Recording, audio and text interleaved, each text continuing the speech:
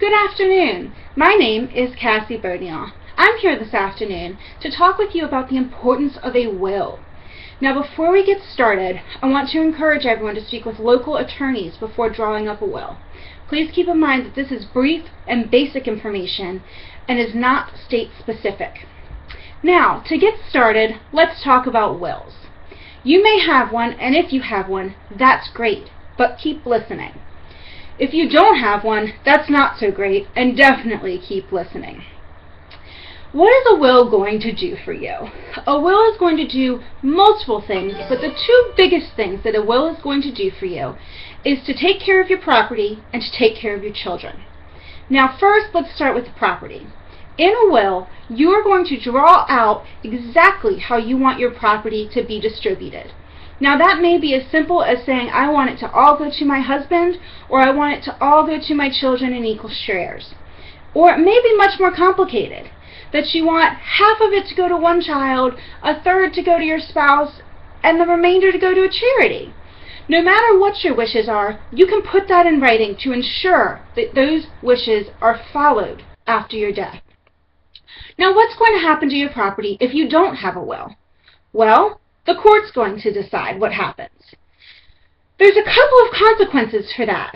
The first one is that someone, most likely your loved ones and your family members, are going to have to go to the court and ask the court to decide.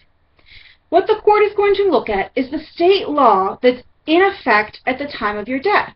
And the state they're going to use is the state that you resided in upon your death. Now, that may end up okay for you. That may distribute your property exactly as you wanted, or it may not.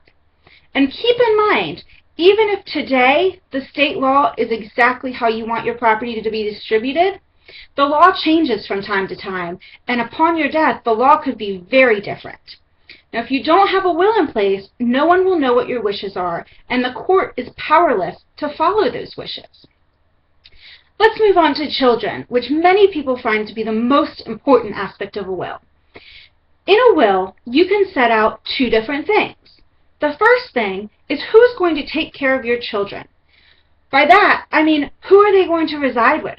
Who's going to make legal decisions for them and take them to the doctor? You get to decide that. The second part of it is that you get to decide who's going to be financially responsible for your children. Who's going to make sure that the bills are paid and that their tuition is paid and that they have a car to drive? You can set that out to be the same person, multiple people, or different people. Now again, what's going to happen if you don't have a will? The court is going to decide. The court will not know your wishes. The court will not know the people involved. The court will look to the circumstances at that time and determine as best they can who should be taking care of your children. Again, you will have no say because your wishes are not known. Now, I know that a will is scary to think about and it's a tough decision, but I would encourage you to speak with an attorney as soon as possible because it's a much easier decision for you now than to leave those decisions up to your loved ones in the future when they're dealing with your loss. If you would like more information, I would encourage you to give us a call at 804-447-0146. I hope you have a happy and safe Memorial Day weekend.